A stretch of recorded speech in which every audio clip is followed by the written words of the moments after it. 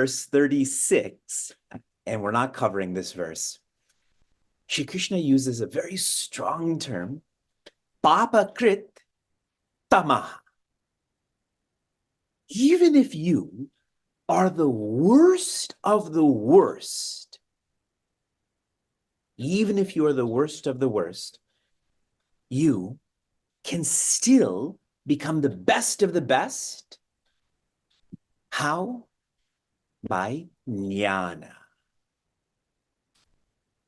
Jnana is knowledge. We clued into this in verse 34. Now we're moving to verse 38.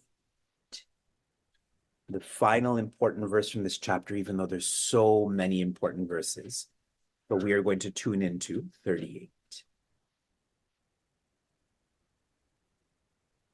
Nahi jnanena sadrisham pavitram iha vidyate tat swayam yoga samsiddhaha kalenatmani vindhati. Joy. Na, there's not, he, indeed, jnanena, like knowledge, sadrisham, that which is comparable. Knowledge is incomparable. Now, I know you're not deflecting to knowledge like knowledge of chemistry or knowledge of skiing, etc. I know you're reflecting that we're referring to SQ, knowledge of the spirit, spirituality.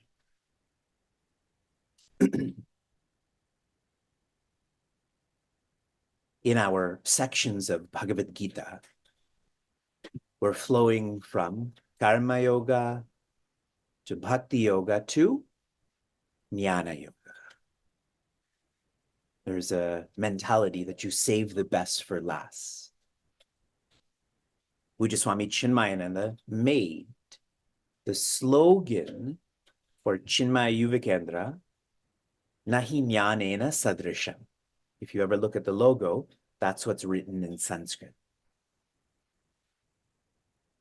Why? Why is knowledge incomparable? Pavitram, purifying, iha, you, here now, vindate, this is what it can do. This is what its functions. Why is knowledge the most purifying?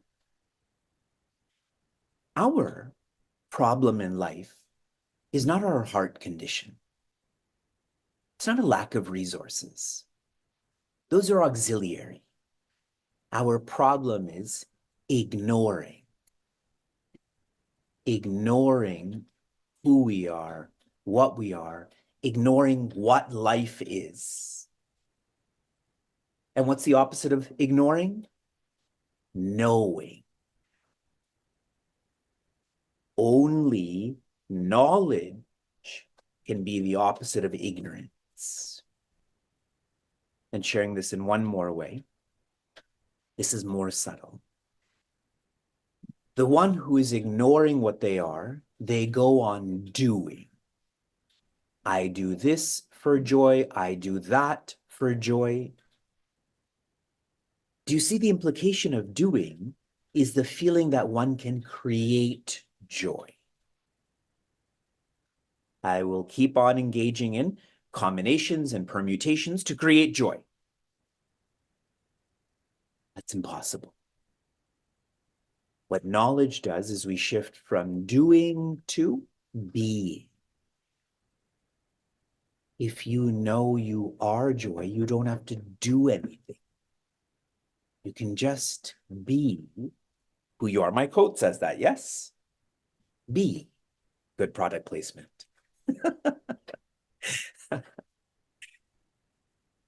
The third quarter, that knowledge from this verse, the knowledge from verse 34, the knowledge from verse 24, Swayam Yoga Samsiddhaha, Swayam, this will come to one. If yoga samsiddhaha, you naturalize self-development.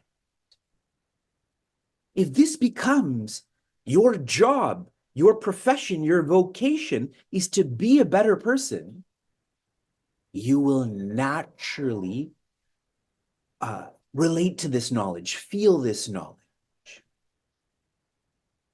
In verse 34, a guide is needed to orient one to the map and divinity, but you have to follow. Pujya Swami Chinmayananda shared, I'm not a mule guru. M-U-L-E. So many gurus, they touch and hug and give and so on. What did he do? None of that. I will teach you. If you want to follow, follow. If you don't want to follow, don't follow. That's how one becomes independent. Kalena atmani vindati. Shri Krishna shifts the word from swayam, which means within, to atmani. This will be felt in your own heart. The way that you feel you're alive right now, you will feel this knowledge, knowing who you are. And a practical implication from this is to not escape. Where do you have to go to be joy? It's you. It's in your heart. Escaping never worked, and it's not going to.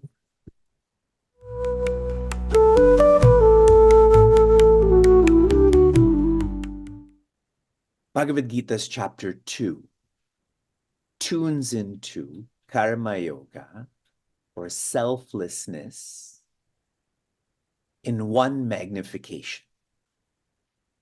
I'd referenced verse 47.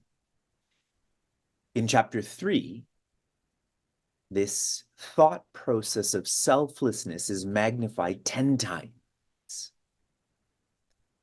In chapter 4, this is magnified 100 times. 100 times.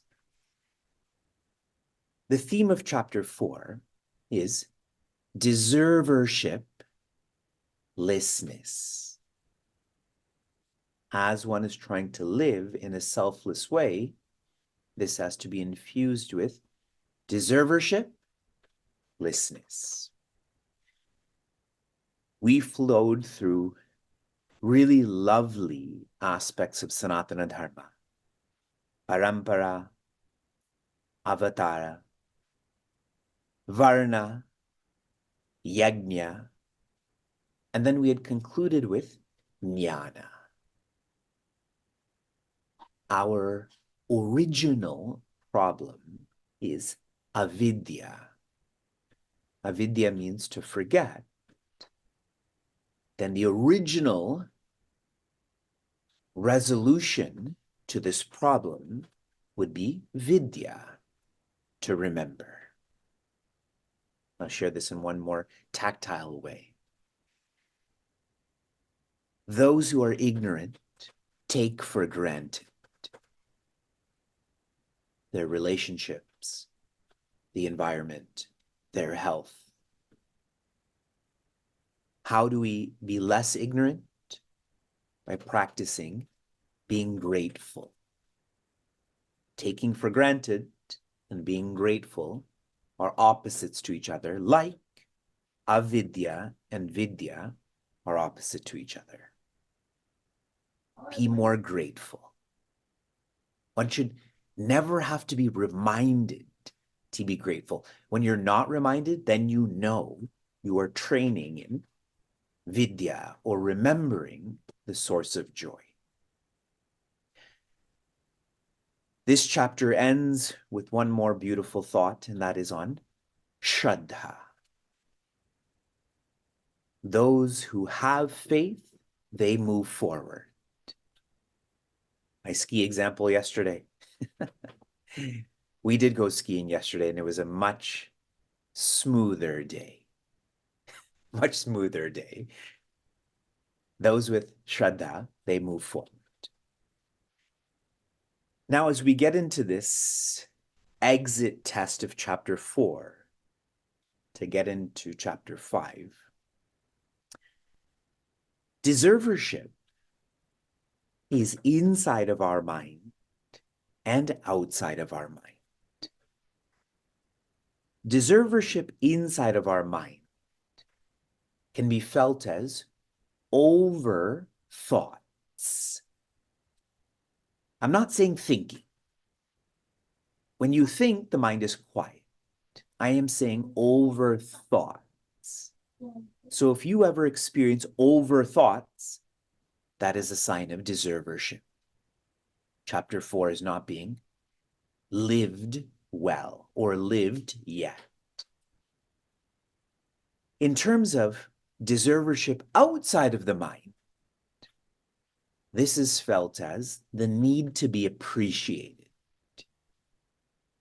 If you feel you need to be appreciated by your supervisor, by your spouse, by whomever, then know that to be a sign of deservership. On Tuesday, I am organizing a Gurukula meeting. Everyone who is serving on the Cleveland Niagara teams, our insight team, our quality direction team, etc., I'm going to share with them, you being on this team, you serving should be a natural expression. You serving on this team should not be a game of appreciation. This should be your natural thinking, that I should be serving on such a team. That is training in deservership-lessness. Theorizing about it is easy, but actually being trained in this, that is more rich.